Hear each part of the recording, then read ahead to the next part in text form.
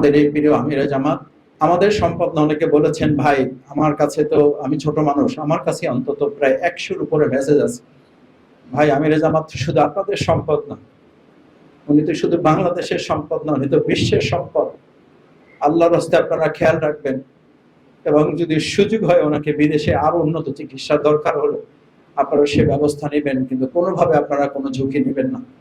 আমি বিশ্বাস করি মানুষের এই আবেগ, মানুষের এই ভালোবাসা, মানুষের এই অন্তরের দোয়া, কত মানুষের চোখের পানি আনার জন্য আছে।